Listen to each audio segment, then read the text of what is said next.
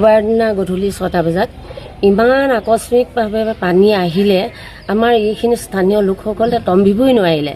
মানে ইমান পানী আহিলে ভিতৰৰ বয় বস্তু চব তাতে আবদ্ধ হৈ থাকিলে। পিন্ধা কাপোৰ কানি কাগজ পত্ৰ নথি পত্ৰ কোনেও একো উলিয়াই আনিব নোৱাৰিলে। বৰ্তমান এতিয়া আমাৰ গোটেই বয় বস্তুবোৰ পানীৰ তলতে আবদ্ধ হৈ আছে। আৰু এনেকুৱা এটা পৰিস্থিতি হৈছে মানুহবিলাকৰ ভাষাৰে বুজাব নোৱাৰি। গোটেই মানুহখিনি আলিত থাকিবলগীয়া হৈছে। খোৱা খাদ্য অসুবিধা হৈছে, মানুহবিলাকৰ খোৱা পানী অসুবিধা হৈছে। কালি কিন্তু যথেষ্ট বিস্কুট পানী চৰকাৰৰ ফালৰ পৰা দিছে আৰু গম পাইছোঁ আজিও কিবা কিবি দিব আৰু সেয়া আৰু মানে আমাক এইবাৰ যথেষ্ট নষ্ট কৰি থৈ গ'ল। মানে আমাৰ ভিতৰত একো বস্তুৱেই নাই, মানে একো বস্তু নাই, সমস্ত শেষ হৈ গ'ল। মানে চব এইবাৰ মানে শেষ কৰি থৈ গৈছে। এইবোৰ কাগজ পত্ৰ চব পুতিলে আৰু বস্তু বাহনি একোৱেই নাই।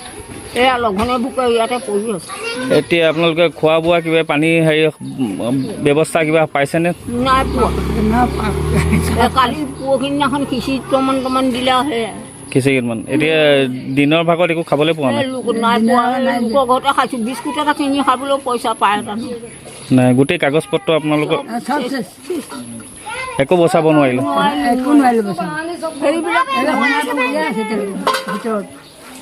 একদম অৱস্থা নাই আৰু চব এই লঘনে বুকে পৰি আছো। আলি বাবা এটা কথা কৈছোঁ, আজি ওপৰনে যে 1 নং ৱাৰ্ড ডুবি আছেনে নাই? পানী নাই কিন্তু পলস আছে। পলস মানে এনেকুৱা পলস মানুহ মানে যাব নোৱাৰে। এনেকুৱা ইমানটো যদি পলসত মানুহ যদি যাবলৈ হয়, কোনোবা মানুহ তাত ফচি মৰি যাব। কিবা হ'ব নি? এতিয়া খাবলৈ নাই পানী অকণ নাই, কিবা চাউল নাই, কিবা বিস্কুট একোৱেই নাই।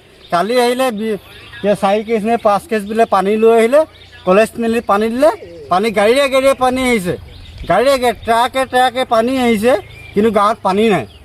পানীটো নাই এপোৱা চাউল নাই, এপোৱা আলু নাই, এপোৱা মিঠাতেল নাই।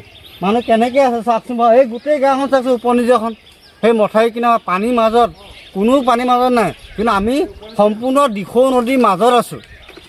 দিখৌ নদীৰ মাজত থকা মানুহখিনি নাচাই বাহিৰৰ মানুহ চাই থাকিলে হ'বনে? আজি প্লেন লৈ আহিছে, এই দেখিছোঁ গোটেইখন ধুই ফুৰিছে। অ'ত পেলাইছে বস্তু, ত'ত পেলাইছে বস্তু। নাই চাউল দিছে, দাইল দিছে, আলু দিছে, পিঁয়াজ দিছে, পানী চবেই দিছে। কিন্তু আমাৰ গাঁওখনে একো নাই। নিজৰ মতে নিজে ইনকাম কৰি নিজে চলি খাই আছোঁ। আজি ক'ৰবাত মাছ এটা ধৰিছোঁ, বিকিছোঁ, ৰাইজে কিনিছে, সেই ৰাইজৰ পইচা আমি চলি খাই আছোঁ। আছোনে নাই? ইয়াত নাই কিবা পানী অকণ, পানী গাড়ী এখন আছে, নাই পানী কিবা আছে, একোৱেই নাই। মানুহ ইমানটোতো পলসৰ মানুহ থাকিব পাৰে নি বাৰু? কি কৰিব? নে পানী অকণ টিউবৱেল চব ডুবি গ'ল, পুখুৰী চুখুৰী চব ডুবি গ'ল। কি ক'ৰ পৰা খাব পানী?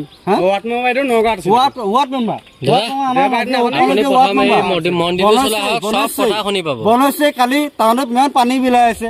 আনি গাঁৱত 50 কাৰ্টন যদি পানী আনি বিলাই দিয়ে, পানী হয় নহয় গাঁৱত? পানী 5 কাৰ্টন আনি কি লাভ পালে? 5 কাৰ্টন মানে কিমান পানী খালে? 1000, 2000, 3000 মানুহ আছে নাই? 3000, 4000 মানুহ আছে গোটেই গাঁওখনত।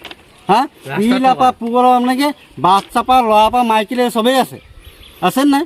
কোনো পানী অকণ খাব পৰা নাই, কোনো কিবা যোগাৰ কোনো প্ৰশাসন কোনোৱে নাই, একোৱেই নাই। সেই এটা গৰু এটা ধৰিলে, গৰু পঙি আহিছে, গৰু ধৰিছে, ধৰি চাইডত ৰাখি দিছে, সেইটো গৰু আজি মৰি গ'ল। গৰু এটা পানী অকণ মৰি গ'ল। এতিয়া কি কৰিম কওক? আমি ক'ত থাকিম, কি কৰিম? ক'ৰ পৰা দিম?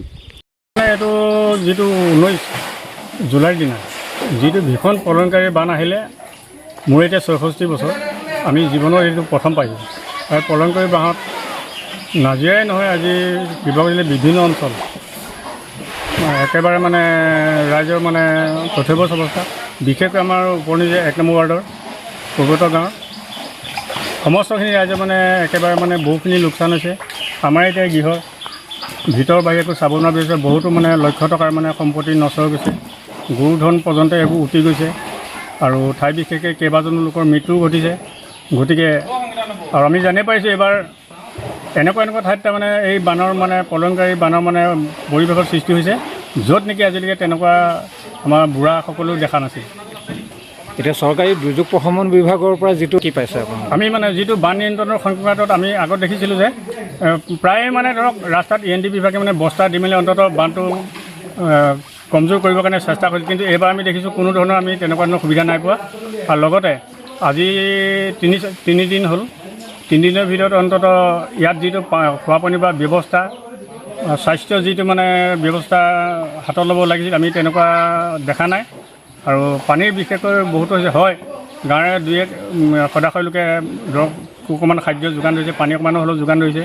আজি হঠাৎ আমি গম পাইছোঁ এই চৰকাৰী পক্ষৰ পৰা অন্ততঃ আমাৰ উপনজীয়া LP স্কুলখনতেই এখন তিৰপাল, চাউল আৰু মানে দাইল কিবা এটা দিয়াৰ ব্যৱস্থা কৰিছে। আৰু তাৰ বিশেষকৈ আমাৰ হ'ব লাগিছিল, কিন্তু স্বাস্থ্যৰ সংক্ৰান্তত এতিয়া বেছি গুৰুত্ব দিব লাগিছিল, খোৱা পানীৰ ওপৰত বেছি গুৰুত্ব দিব লাগিছিল। ক্ষতিগ্ৰস্ত লোকক মানে কিদৰে এতিয়া ধৰক সেই ক্ষতিপূৰণ দিব তাৰ এখনি মানে ব্যৱস্থা গ্ৰহণ কৰিলে আমি সুখী হ'লোহেঁতেন, কিন্তু সেইখিনি এতিয়ালৈকে কৰা হোৱা নাই। আশা ৰাখিছোঁ হয়তো মানে কৰিবও পাৰে।